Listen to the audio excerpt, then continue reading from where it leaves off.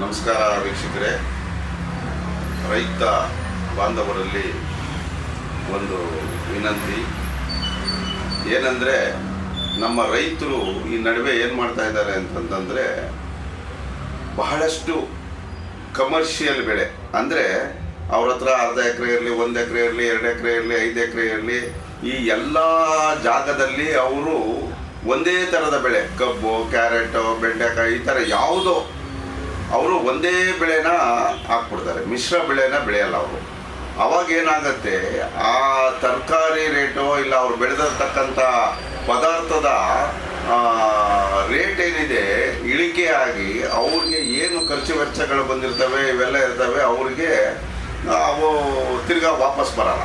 ಅವಾಗ ಏನು ಮಾಡ್ತಾರೆ ಇವರು, ಬ್ಯಾಂಕಲ್ಲಿ ತಗೊಂಡಿರತಕ್ಕಂಥ ಸಾಲ ಇನ್ನೊಂದು ಮತ್ತೊಂದು ಇವುಗಳನ್ನೆಲ್ಲ ತೀರ್ಸೋಕ್ಕಾಗ್ದಿರ ಸುಮಾರು ರೈತರ ಈ ಪ್ರಾಣ ಕಳ್ಕೊಳ್ಳೋದು, ಇದು ಮಾಡ್ಕೊಳ್ಳೋದು ಮಾಡ್ತಾ ಇದ್ದಾರೆ. ಆದರೆ ಮುಂಚಿನ ಪದ್ಧತಿ ನೋಡಿ, ಮುಂಚೆ ನಮ್ಮ ರೈತರು ಯಾವ ರೀತಿ ಬದುಕ್ತಾ ಇದ್ರು, ಯಾವ ರೀತಿ ಮಾಡ್ತಾ ಇದ್ರು ಅಂತಂದರೆ, ಅವರು ಅವರ ಜಾಗದಲ್ಲಿ, ಗದ್ದೆಯಲ್ಲಿ ಅಥವಾ ಹೊಲದಲ್ಲಿ ಏನು ಮಾಡ್ತಾಯಿದ್ರು, ಹೊಲದಲ್ಲಿ ಈ ಕಾಳು, ಕಡ್ಡಿ, ರಾಗಿ ಇಂಥವನ್ನೆಲ್ಲ ಬೆಳ್ಕೊಳ್ಳೋರು. ಈ ಗದ್ದೆಯಲ್ಲಿ ಏನು ಮಾಡೋರು, ಆ ನೀರಿದ್ದರೆ ಭತ್ತ ಬೆಳೆಯೋರು, ಬಿಟ್ಟ ಅಂತಂದರೆ ಈರುಳ್ಳಿ, ಬೆಳ್ಳುಳ್ಳಿ, ಮೆಣಸಿನ್ಕಾಯಿ, ಈ ಥರ ಅವರ ಮನೆಗೆ ಬೇಕಾದ ಎಲ್ಲ ಪದಾರ್ಥಗಳು ಅವರು ಆಲ್ಮೋಸ್ಟ್ ಆಲ್ ಅಂದರೆ ಅವರು ಬೇರೆ ಕೊಂಡ್ಕೊಳ್ಳೋದಕ್ಕೆ ಹೋಗಬಾರ್ದು, ಆ ಥರ ಪದಾರ್ಥಗಳನ್ನ ಅವರೇ ಬೆಳ್ಕೊಳ್ಳೋರು. ಆಮೇಲೆ ಮುಂಚೆ ಹಳ್ಳಿಗಳಲ್ಲಿ ಮನೆ ಯಾಕಿರ್ತಾ ಇತ್ತು ಅಂತಂದರೆ, ಮುಂದೆ ಜಾಗ ಇರೋದು, ಹಿಂದೆನೂ ಜಾಗ ಇರೋದು.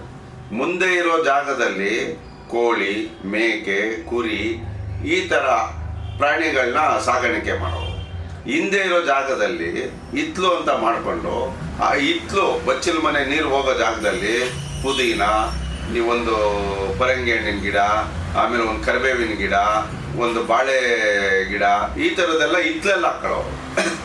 ಆಮೇಲೆ ಮನೇಲಿ ಬಂದತಕ್ಕಂಥ ಈ ವೇಸ್ಟ್ ಎಲ್ಲ, ಅವಾಗೆಲ್ಲ ಪ್ಲಾಸ್ಟಿಕ್ ಕವರೆಲ್ಲ ಏನು ಇರಲಿಲ್ಲ, ಈ ಬೇರೆ ಎಲ್ಲ ಏನೆಲ್ಲ ಪದಾರ್ಥಗಳು ತಿಂದಿದ್ದು ಉಳಿದಿದ್ದು ಅವೆಲ್ಲನೂ ತಗೊಂಡಾಗ ಎಲ್ಲಿ ಮಾಡೋರು, ತಿಪ್ಪೆಗೆ ಹಾಕೋರು. ಆ ತಿಪ್ಪೆ ಏನಾಗೋದು, ವರ್ಷಕ್ಕೊಂದ್ಸರಿ ಅವ್ರ ಹೊಲಕ್ಕೆ ಗೊಬ್ಬರ ಆಗೋದು.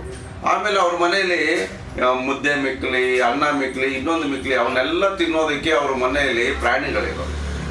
ಏನೋ ಅನ್ನ ಮಿಕ್ಕಿದ್ರೆ ಕೋಳಿಗೆ ಹಾಕೋದು, ಮುದ್ದೆ ಮಿಕ್ಕಿದ್ರೆ ಕೋಳಿಗೆ ಹಾಕೋದು, ಮೇಕೆಗೆ ಹಾಕೋದು, ಹಸುಗೆ ಹಾಕೋದು, ಈ ಥರ ಯಾವ ಪದಾರ್ಥನೂ ಅವ್ರ ಮನೇಲಿ ವೇಸ್ಟ್ ಆಗ್ತದೆ.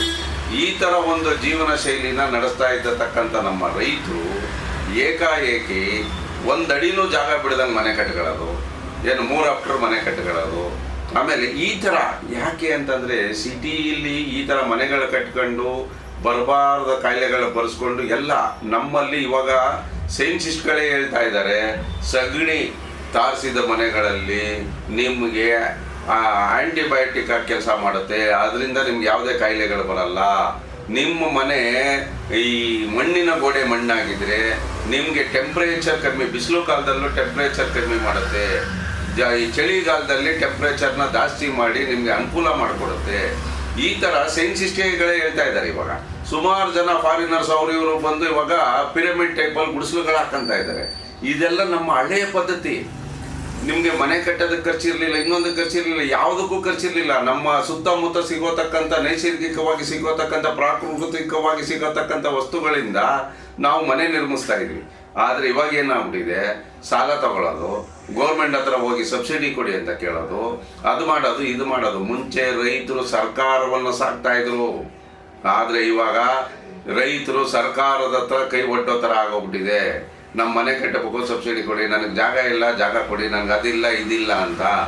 ಆದ್ದರಿಂದ ನಮ್ಮ ರೈತರ ಬಾಂಧವರಲ್ಲಿ ನಾನು ಕೇಳ್ಕೊಳ್ಳೋದೇನು ಅಂತಂದರೆ, ನಮ್ಮ ಹಳೆಯ ಪದ್ಧತಿ ಏನಿದೆ ಅದನ್ನು ಅಳವಡಿಸ್ಕೊಂಡು ನಮಗೇನು ಬೇಕೋ ಅದನ್ನೆಲ್ಲ ಫಸ್ಟು, ರೈತರಿಗೇನು ಬೇಕೋ, ನಮ್ಮ ಮನೆಗೆ ಏನು ಬೇಕೋ ಅದನ್ನೆಲ್ಲ ನೀವು ಬೆಳ್ಕೊಂಡು ಮಿಕ್ಕಿದ ಪದಾರ್ಥಗಳನ್ನ ನೀವು ನಿಮಗೆ ಬೇರೆ ಏನು ಪದಾರ್ಥಗಳು ಬೇಕೋ ಅದಕ್ಕೆ ಎಕ್ಸ್ಚೇಂಜ್ ಮಾಡೋದು, ಇಲ್ಲ ಮಾರ್ಬಿಟ್ಟು ಅದನ್ನ ಈಸ್ಕೊಳ್ಳೋದು, ಈ ಥರದನ್ನ ದಯವಿಟ್ಟು ಮಾಡಿ. ಎಲ್ಲರ ಮನೆಯಲ್ಲೂ ತೆಂಗಿನ ಮರಗಳಿರ್ತವೆ. 2 ತೆಂಗಿನ ಮರ ಇದ್ದರೆ ವರ್ಷವಿಡೀ ಅವ್ರ ಮನೆಗೆ ತೆಂಗಿನಕಾಯಿ ಆಗ್ತದೆ, ಕೊಬ್ಬರಿ ಆಗ್ತದೆ. ಈ ಥರ ಎಲ್ಲ ಥರದ ಅನುಕೂಲಗಳು ಇರ್ತವೆ. ಆದ್ದರಿಂದ ನಿಮ್ಮಲ್ಲಿ ಕೇಳ್ಕೊಳ್ಳೋದು, ಹಳೆಯ ಪದ್ಧತಿಗೆ ಮರಳಿ, ಹಳೆಯ ಪದ್ಧತಿನ ಮಾಡಿ. ಇಷ್ಟೇ ನನ್ನ ಕಳಕಳಿಯ ಪ್ರಾರ್ಥನೆ.